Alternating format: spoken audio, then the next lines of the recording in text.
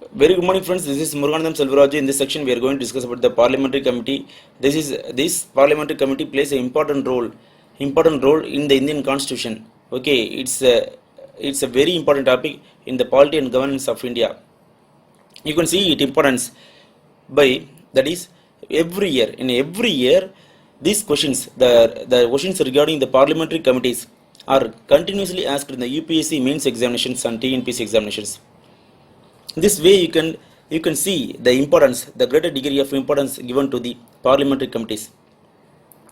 So in 2018 also they have asked a question in the UPSC mains examinations. Let me tell the question.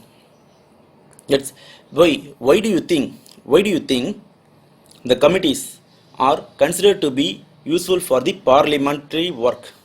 Why do you think the committees are considered to be useful for the parliamentary works? Discuss in the terms of the role of estimate committee. Discuss in the context the role of estimate committee. They asked this question. Also, already we have discussed the CAG, Comptroller and Auditor General of India. In the Comptroller and Auditor General of India also, we were discussing about the Public Accounts Committee. The Comptroller and Auditor General of India is mandated by the Article 148 of the Indian Constitution. The Comptroller and Auditor General of India act as a philosopher, friend and the guide for the Public Account Committee. Okay, so these types of questions are repeatedly asked in the UPSC examinations. Okay, so let us go into the topic. The Parliamentary Committee. You see, what is Parliament? The Parliament is nothing but it consists of three units. They are Lok Sabha, Rajya Sabha and the President of India. President of India is the integral part of the Parliament. Okay, so this Lok Sabha as the member of parliaments, this Rajya Sabha as the member of parliaments. Okay, you have to understand this. They are the representatives of the people of India. They are representing 166 crore populations of India. Now, you see, even though we have 790 MPs, 790 member of parliaments in the Indian Constitution, in the Indian Parliament, in the Lok Sabha and Rajya Sabha, only we have 63 ministers. So what is the reason? We have to trace back to 91st Amendment Act 2003. The 91st Amendment Act of 2003 says that only 15% of the total strength can be the ministers. It's telling. It amended the anti-defection law. Okay. You know, the elections conducted through the adult suffrage. This is specified in the Article 326 of the Indian Constitution. Here, we said that there are only 63 ministers are there. Here, when we divide the 63 ministers, they are 24. We are getting the 24 from the cabinet ministers. There are 24 cabinet ministers and 9 ministers of the state. 9 ministers of the state which are independent charge, and 30 ministers are in the ministers of state, are the ministers of the state. Okay, so remaining there are 725 MPs are there. Remaining there are 725 MPs. So what are the work of these 725 MPs? Okay, this MPs has to be involved perfectly, so that only we can get the efficiency in the parliament. So that's the reason the Parliament Committee came into the picture. Now let us see fully. You see, when the work done by the Parliament is varied in nature and also complex in nature, the Parliament will continuously work, continuously functions. These functions are, they perform various n number of functions they will do. Various number of functions. At the same time, the functions are complex. Okay. At the same time, the overall function done by the Parliament is enormous function. That is enormous. The volume of the function is large, very large. So when you see this, it has a various function and the functions are complex, and at the same time, they perform the voluminous function. And when we consider the time of the parliament, they have very minimum time. They have very minimum time. In this very minimum time, they can't able to spend all those energies in the legislative and the other matters. They can't able to fully consider all the legislative and other matters. So the efficiency of parliament is decreased. In order to increase the efficiency of the parliament and to engage all the members of the parliament, that is all the MPs, I already told that 790 members are there.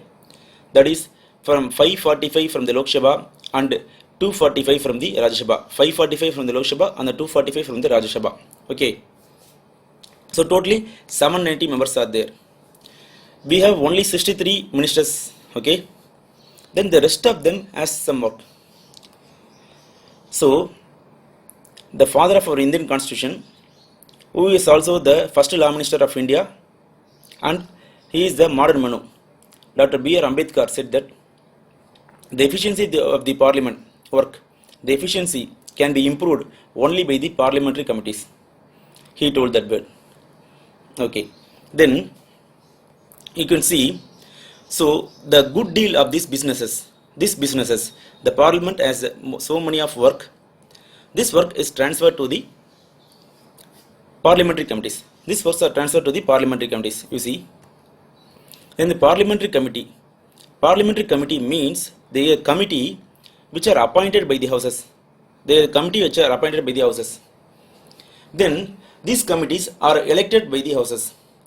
They are appointed by the houses means, what are the houses? Lok Sabha and Rajya Sabha. What are the? They are also elected by the houses. Whenever you come across the word committee is nothing but the group of members. We already said that it's a group of members. Parliamentary committee means the group of members are there only from the parliament. Okay, we have to understand they are only from the parliament of the India. Then this parliamentary committee also nominated by the Speaker of the Lok Sabha, and also it is nominated by the Chairman of the Rajya Sabha. Okay, and under the direction of the Speaker, these committees work. And when the committee has to work, it needs some infrastructure. This infrastructure, this backend is supported by the Secretariat. We know that the Lok Sabha has a Secretariat, and also the Rajya Sabha has a separate Secretariat. These secretariats support the committees by providing a part of Secretariat to them. Whenever we come across the Secretariat is nothing but a group of workers, group of employees of Secretariat. They are helping the committees. Okay. Then by the nature of the work of the parliamentary committee, we can divide the committee into two types. They are, first is the standing committee, another is the ad hoc committee. Okay. So what is standing committee? Standing committee is a permanent committee. Standing committee is a regular committee. In case of ad hoc committee, it's nothing but it's a temporary committee. Whenever the work is completed by the ad hoc committee, it can be dissolved. But in the terms of standing committee, it cannot be dissolved. The tenure will be at least 1 year. It's 1 year. Okay, we have to consider this. Then the standing committee. The standing committee, I already said that it's a regular committee, it's a permanent committee. It is constituted from time to time. That is for every year. When I say the time to time, it's called every year. In the pursuance of the provisions of the Act of the Parliament. There are Act of the Parliament. Then second is the rules of procedure is there for the Parliament, and also conduct of the business is there for the Parliament. When I say the Act of the Parliament, we have Act of the Parliament, that is separately for the Lok Sabha and the Rajya Sabha, and also the rules of procedure for the Lok Sabha and the Rajya Sabha, and also the conduct of business for the Lok Sabha and the Rajya Sabha. They have separately everything they have separate. Then the work. Then the work of these committees is of continuous nature. The standing committee. The standing committee's works are of continuous nature. Then the standing committee is divided into three types. I already said that the parliamentary committee is divided into two types. They are standing committee and ad hoc committee. Ad hoc committee. And the committees. And the committees, the standing committees are divided into three types. They are financial committees. Then the second one is the departmentally related standing committee. Departmentally related standing committee. And some other committees which comes under the standing committee. Okay. Whenever I say the word finance, finance is nothing but it's dealing with the money. We earn money. Like that, the government of India also earn money from the taxes. Earns money from the taxes. That's the receipts and expenditures. These receipts and expenditure, the money that is that's the Indian government is dealing with is enormous amount of money. The enormous amount of money is dealt. It is called finance. So the enormous amount of money is being monitored by these financial committees. And also departmentally related committees, standing committees, are nothing but these standing committees monitor the departments of Government of India and ministries of Government of India. The other committees are some other committees that are other than this work. Okay, other than the monitoring of departments of Government of India and also the ministries of Government of India. Then we can see the financial committees. Financial committees are of three types. Again, the financial committees are of three types. They are nothing but the estimate committee. The first is the estimate committee. Then the second is the public accounts committee. Third is the committee on the public undertaking. Okay, estimate committee. Estimate committee are nothing but these are the committees. Estimate committees are also called as the economic committee. They deal largely with the budgets. Budgets is nothing but it's a expenditure, receipts and expenditures of the country by changing the taxes. Every year we change the taxes, the slab of the taxes. We introduce a tax, that is we impose a tax, we abolish a tax, we do the remission of the tax, and also we alter the tax. These are the things we do on the taxes. Okay, you can see what are the money bills. I have already discussed about the money bills. Article 110 of the Indian Constitution deals with the money bill, the definition of money bill. You can go and see there about these taxes, what are the money bills, what are the financial obligations, what are the borrowings, what are the assurance given by the Government of India. You can see there. Okay, then when you come to the estimate committee, it consists of 30 members. Estimate committee consists of 30 members. So this estimate committee is largely dealing with the budget. So budget is nothing but it's a form of money bill. So this money bill, you can see that money bill can be introduced only in the Lok Sabha. It cannot be introduced in the Rajya Sabha. So this is the reason why the estimate committee has only the members from the Lok Sabha. It doesn't have the members from the Rajya Sabha. Okay, they elect all the members from the Lok Sabha, from the amongst the member of the Lok Sabha. The Public Accounts Committee. Public Accounts Committee has 22 members, 22 MPs, in which 15 MPs are from Lok Sabha and 7 MPs from the Rajya Sabha. 15 members are from the Lok Sabha and 7 members are from the Rajya Sabha. Its tenure is 1 year. We know that the estimate committee also the tenure is 1 year. Standing committee itself, when you come to the standing committee, the tenure is 1 year. The members are elected from the both of the parliament, that is Lok Sabha and Rajya Sabha. The committees of public undertaking. The committees of public undertaking are nothing but these are the committee which look after the government companies, government corporations, which are substantially financed by the Consolidated Fund of India. So These are nothing but the committee. The committees on public undertaking. These look after the public undertakings. This also has a member of 22, in which 15 are from the Lok Sabha and 7 are from the Rajya Sabha. The tenure is 1 year, and the members are elected both from the Rajya Sabha, Lok Sabha and Rajya Sabha. Okay. Then the departmentally related standing committees. Departmentally related standing committees. Okay. As I said already, I have said that these are largely concerned with the departments of Government of India and the ministries of Government of India. Presently there are 24 departments. Presently there are 24 departments. Okay. 24 departmental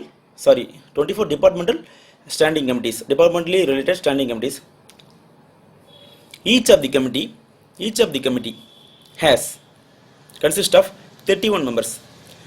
Each of the committee consists of 30 members. So you see, it has 21 members from the Lok Sabha and 10 members from the Rajya Sabha. So 24. We see 24 into 31. 24 into 31, we get 744 members. So 744 members. So totally we are covering all those members. Already we know that 63 are from the ministers in the central government, in the Union government, and now the 744 members are involved in these committees. So overall, all the members which we have elected, which who are representing our people of Government of India, population of India, they are the representatives. So all representatives have their work, so that the efficiency of the parliament can be improved. This is what said by the Dr. B.R. Ambedkar. Then I already said that it has 31 members. 21 members are from the Lok Sabha and 10 members are from the Rajya Sabha. Okay. Then the term of the office is that does not extends 1 year, exists 1 year. The names of 24 committee, you have to know the names of 24 committees. You see, I already said that these are the departmentally related committees. So the department name and the committee joins us. That is the Committee on Commerce. First one, the Committee is Commerce. Second one, the Committee of Home Affairs. Third one, the Committee of Human Resource Development. Then fourth one is the Committee of Industry. Fifth one is the Committee of Science and Technology, and also Environment and Forest. Then the Committee of Transport, Tourism and Culture. Then the seventh committee is the Committee on Health and Family Welfare. And the eighth one is the Committee on Personnel, Public Grievance, Law and Justice.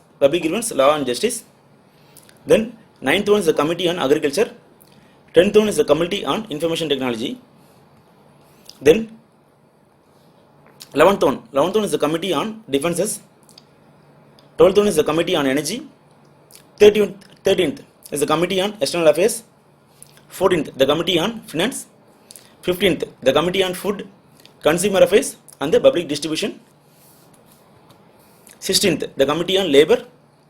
17th, the Committee on Petroleum and Natural Gases. 18th, the Committee on Railways. 19th, the Committee on Urban Development. 20, the Committee of Water Resource. 21, the Committee on Chemical and Fertilizers. 22, the Committee on Rural Development. 23, the Committee on Coal and Steel. 24, the Committee on Social Justice and Empowerment. You see, these are largely concerned with the committees, departmental committees. This deals with the departments of Government of India and also the ministries of Government of India. Here we see the 24 committees. The first 8 committees are serviced by the Rajya Sabha, Secretariat of Rajya Sabha, and the next 16 committee are serviced by the Secretariat of the Lok Sabha. So the Lok Sabha also has a secretariat and the Rajya Sabha also has a secretariat. The secretariat will send their people, send their employees to help the committees. First for 8 committees. Next for 16 committees, the Lok Sabha sends. Okay. The other standing committee. The other standing committee, that is, it does not relate to the, it's not related to the departments of Government of India or ministers of Government of India.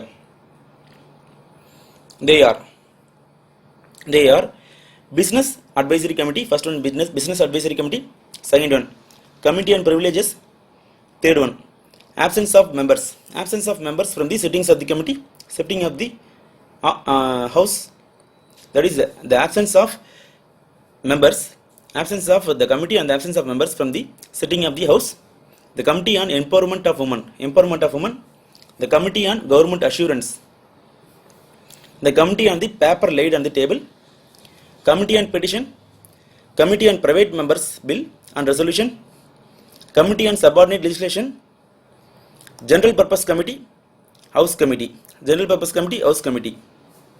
The Committee on Subordinate Legislation, I told no, that is the 9th one. 10th one is the General Purpose Committee. 11th one is the House Committee. 12th one is the Committee, that is a Joint Parliamentary Committee. Whenever we came across the word Joint Parliamentary Committee, we know committee is nothing but the group of members. Parliamentary Committee is a group of members. They are fetched from the Parliament, that is Lok Sabha and Rajya Sabha. Joint Parliamentary Committee is, it combines both the members from the Lok Sabha and the Rajya Sabha. So the Joint Parliamentary Committee on Office of Profit is the 12th one.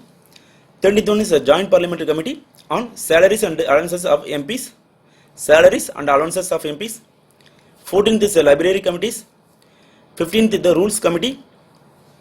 16th is the Committee on Welfare of Scheduled Caste and Scheduled Tribes. Okay, these are the standing committees.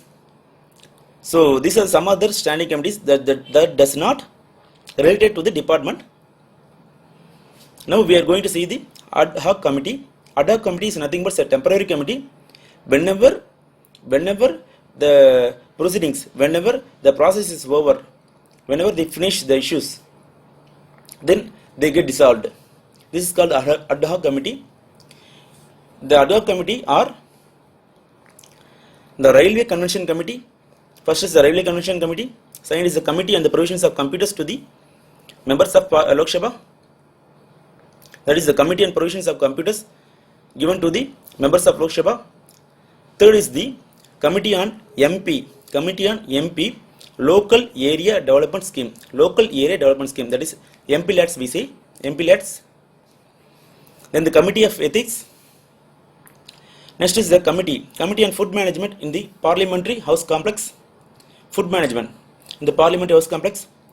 Sixth one is the Committee on Installation of portraits, statues of national leaders and the parliamentarians. Then the committee, the Joint Parliamentary Committee on the Security in Parliamentary House Complex. Then a Joint Parliamentary Committee on the maintenance of heritage and the maintenance of character and the development of Parliament House Complex. Heritage, character and development of Parliament House Complex. Then the Joint Parliamentary Committee to examine the matters relating to the allocations and the prices of the telecom license and the spectrum allocations.